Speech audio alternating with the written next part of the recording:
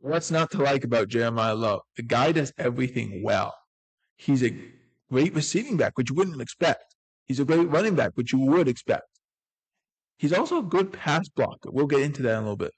But Jacob Hebert here for NFL World. Going to break this down for you on a new episode of the NFL Dream where we discuss Jeremiyah Love. The top running back in this draft class out of the University of Notre Dame, you would expect a guy would have 300 carries a year. Nope, he actually has 353 carries in his career. He has, let me make sure I got this number right here. He had 6.9 yards per carry the last 2 years. This is all from ESPN.com, by the way. He has over 15 touchdowns the last 2 years.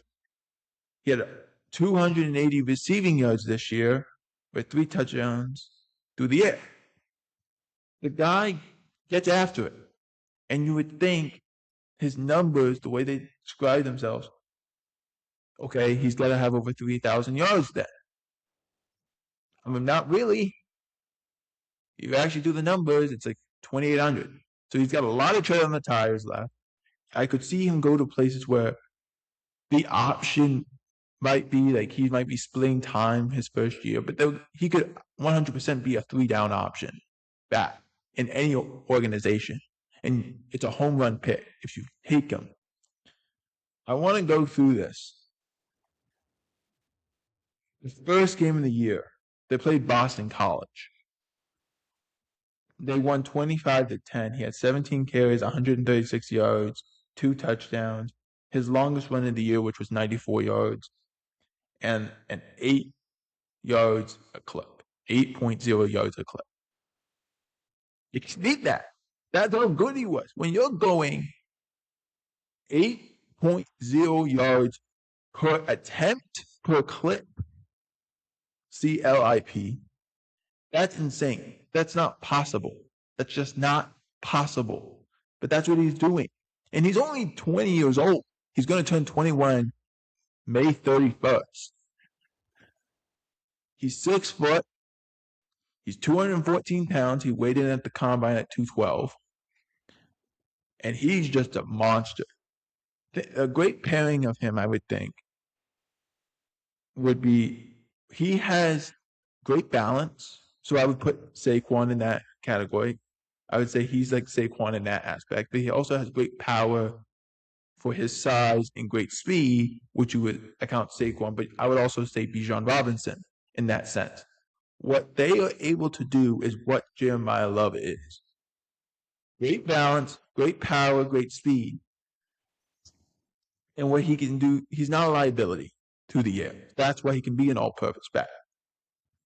I wanted to get his 40 time. We never really mentioned the 40 time with Fernando Mendoza. We did with Sonny Styles, but that was more like a freak of nature aspect of it. The guy ran a 4.36. 4.36. That's what Jeremiyah Love ran. And when you have a guy who can run a 4.36 at 212 pounds at 6 foot, it's one of those things you can't be surprised of, but at the same time, you just see this guy moving. And you just say, it almost feels like he moves faster than 4.6 or 4.36 or anything like that. It feels like the time was going purposely slower because it couldn't track how fast he was moving. That's how this guy rolls. We talked about his blocking and what he can do. He had an 80.2% run blocking grade. Now, I know, you're like, what does that mean? It means when he has to pass protect, when he has to block, he's not a liability. In fact, I had to go and find a quote-unquote liability on this guy, and it was really hard. When talking about his technique, while sometimes he struggles with his raw strength, Love excels with his technical smart blocking and his effectiveness to chip block. The way I interpret that is he looks at it as he knows what he's supposed to do. He knows how to excel at it. He just sometimes forgets that when he's using his technique about how powerful he is. He doesn't fully understand that aspect at this time. That's not a negative. That's just him being young and has to develop in that sort of way. But that's the only critique, because he can do everything. When you see a guy at this size, at 214 pounds, you don't assume he's a receiving back. You just don't assume it. But he is. Or you don't assume he would have as much power as he is. He breaks tackles. You can't describe the player until you watch him. That's the best way I can say it. Now, what is the draft order going to be like for him? I know people said, what about Tennessee? What about Arizona? I don't see that. Tennessee's not a very good team. They need a lot. And I look at Arizona, I'm like, you got James Conner.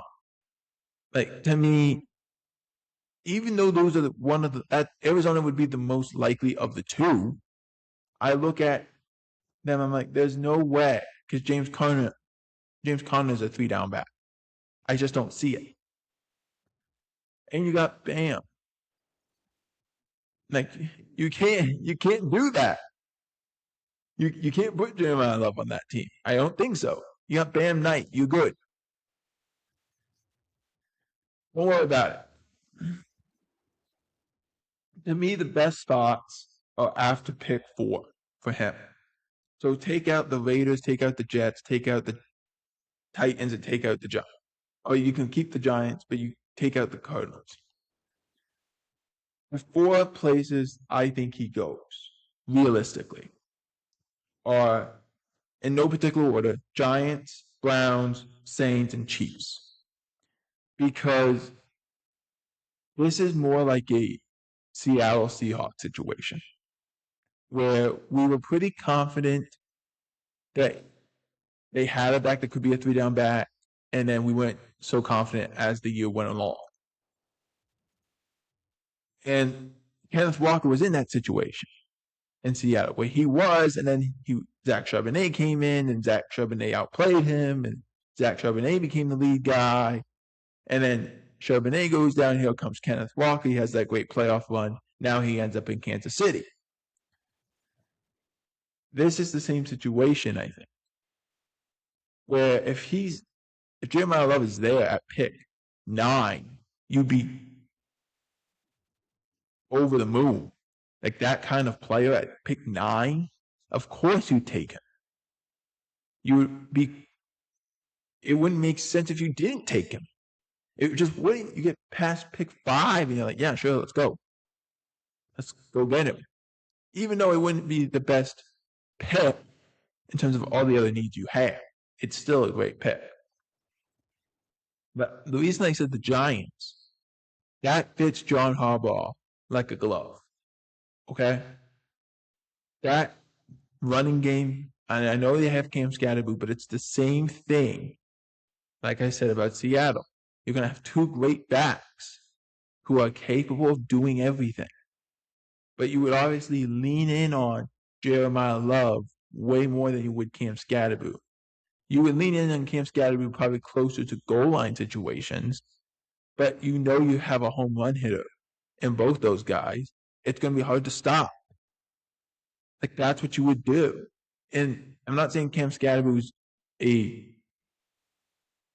is not good around the goal line. I'm just saying he's not a liability. It's not. But I'm saying you would have 2 of those guys who wouldn't be liabilities. That's an advantage. That's an advantage. To me, the way I look at it, I think the Giants make sense. But I think the team that makes the most sense, or the 2 teams that make the most sense, are the Browns and the Saints, for different reasons. The Browns, they don't have a lot, but they want to run the football. They want to run the football. Todd Monken wants to run the football. You give him a guy like Jeremiyah Love, you're just running the ball. Let's roll. You want to help a young quarterback out? Let's run the football. That's how you do it. To me, that fits them. I don't know. They have a lot of pieces they need on the offensive side. I don't know if they do it. But I think it would be a great move for them. I think the best spot for him to go, however, is the Saints because they have more. They have more of a team that, and you don't know how long Alvin Kamara is going to play. So wouldn't you want to extend that as much as possible while still getting the future in Jeremiyah Love? Well, again, like I said earlier in the video, isn't even 21 yet. In a career that, as a running back, you don't play very long. I think that benefits him if he goes to the Saints and he gets to split the workload with Alvin Kamara. I think that benefits him. And I think Alvin also would help him out in the receiving game because Alvin Kamara is a very good wide receiver when he wants to be. When he's a running back, he can be a great running back. When he's a receiver, he's a great wide receiver. I think that benefits Jeremiyah Love to the best and fullest extent. And I think it helps out the young quarterback in Tyler Shupp. So to me, in order, it goes Saints, Browns, Giants, Chiefs. The Chiefs because I think they have a lot more things they need to work on than a running back situation, even though they brought in Kenneth Walker. But to me, 100%, I think Jeremiyah Love is the top running back in this class. It's just hard to grade a running back, which PFF graded him out at a 93.1, which I think it might be one of the highest ones they graded out as a running back in quite some time. I would have to take a look at it. But it is crazy to think about that we could talk about running back and going in the top 10, and we don't know where he's going to go.